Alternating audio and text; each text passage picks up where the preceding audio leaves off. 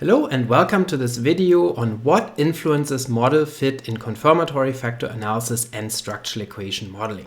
My name is Geiser. I'm an instructor with QuantFish, and on this channel I present weekly statistics tutorials. I usually talk about multivariate statistical methods including structural equation modeling, multi-level analysis, and latent class analysis. If this is something that interests you, then please subscribe to this channel. Also, don't forget to hit the like button and to check out the description for additional resources, including workshops that I teach for QuantFish.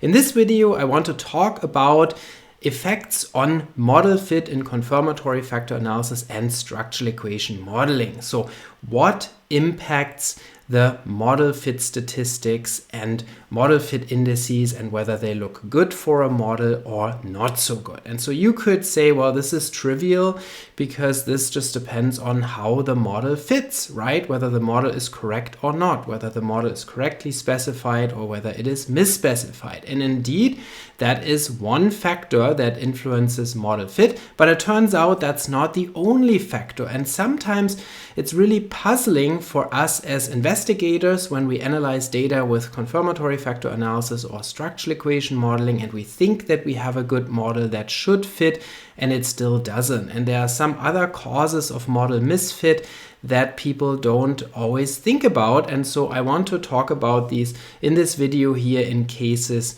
where you can't figure out why your model doesn't fit. Then you might think of these other potential causes as well. So let's get started. So the first thing, obviously, that influences model fit is whether your model is correctly specified or not. So the question of model misspecification. And so that specifically concerns the model covariance and or mean residuals. If you include a mean structure in your model and the mean structure is also restricted and has degrees of freedom, then misspecification can also come from mean structure misspecification in addition to covariance structure misspecification. So what does that mean? It means that your model then does not adequately reproduce your observed covariances between the measured variables and or does not adequately reproduce the observed means between the observed variables, and then that causes misfit. That causes the chi-square test of model fit to be significant, for example, and or causes the fit statistics to not look good. And one common misconception here with model misspecification is that this does not necessarily depend on your R squared. So you could have a model with a good R squared where you explain a lot of variance in your variables or outcomes, and still the model doesn't fit well. Or you could have a well-fitting model where the R squared is really low. So really model misfit here means whether your covariance and or mean structure is adequately reproduced by your model, not so much whether your R squared is high or low as you would do or as you would look at in regression analysis, where model fit means whether you get a high R squared or not. So that's one important aspect to model fit. Obviously, how can you address this when you have model misfit, or how can you find out whether there is model misspecification that leads to a bad chi-square value? You can take a look at the model residuals, meaning the residual covariance matrix and or the residual mean vector that gives us the difference between the observed and model implied covariances and or means. And so with these residuals, we can see which covariances or means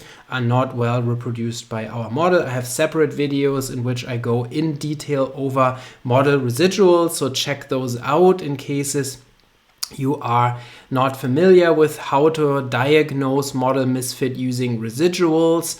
So that's one important way. Another important way or possible way is to look at modification indices that tell you which parameter constraints may be overly restrictive. So that can also help you diagnose the problem in more detail.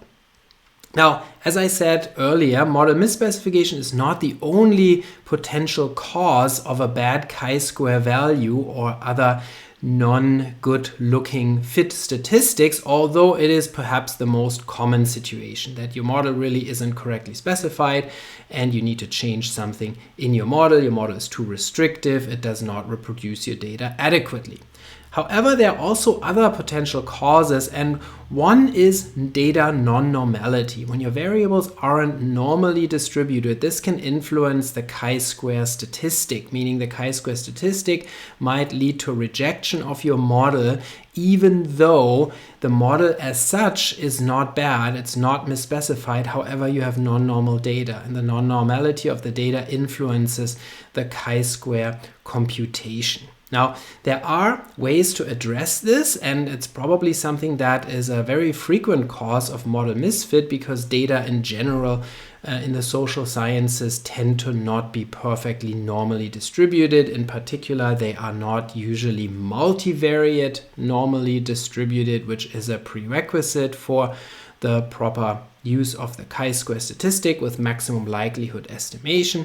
I have separate videos on this QuantFish channel in which I address non-normality and how to deal with it. So check out those videos as well. In short, what you can do is you can use a robust maximum likelihood estimation. For example, the Satora-Bentler scaled chi-square. You can use estimators in Mplus that are robust to non-normality, such as MLR or MLM or MLMV. MLR can also be used with missing data in Mplus, so that's a very easy and straightforward way to address non-data non-normality. There are also other approaches such as the Bollenstein bootstrap, and or you could use an estimator that does not require non-normality, or that does not require the normality assumption, such as weighted least squares estimation, provided your sample is large enough. So that's another issue to think about when you have misfit,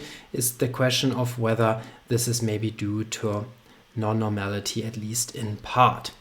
Next is clustering of observations. So when you have clustered data or hierarchical data, as we say, also known as multi-level data, meaning you have observations that are nested within groups, such as, for example, high school students nested within school classes, or you have clients nested within therapists, or you have employees nested within companies, then you have a so-called multi-level data structure that leads to clustered or non-independent observations, and non-independence of observations can also lead to an inflated chi-square statistic, which can then indicate misfit even though the model may be fine. So that's another thing to consider, is whether you have clustered observations, and if you do, then this needs to be addressed appropriately. And there are ways to do this with multi-level factor analysis, multi-level structural equation modeling, provided you have a large number of groups or clusters. There are also other ways to address this. For example, in Mplus there is a complex sampling option that you can use to address this issue of non-independent observations. And then one last thing that comes to mind is the model size effect. And this is something that many people are not aware of. So the size of your structural equation model also has an impact on the chi-square statistic, meaning when you have a large model with many observed variables, then you have many degrees of freedom, and then that tends to lead to a chi-square statistic that is no longer reliable in terms of its p-value. You can no longer trust the p-values when you have a huge model, and your model is rejected usually, even though it shouldn't be rejected due to the model size. And there's a whole literature on the model size effect that you can check out. When you enter that into a Google Scholar, you find a lot of articles on model size effect in CFA and SEM. There are correction procedures that you can use to address this effect. When you have a large model, you can correct your chi-square, you can compute a correct chi-square p-value that takes into account the model size effect. So think of that as well. When you find that your model fits the data poorly, it could be due to the size of your model. I hope you found this video useful to learn more about different causes of model misfit in confirmatory factor analysis and structural equation modeling. If you want to learn more, check out my workshops that I teach for QuantFish. You find the links in the description. Don't forget to subscribe to this channel, and I'll see you next time.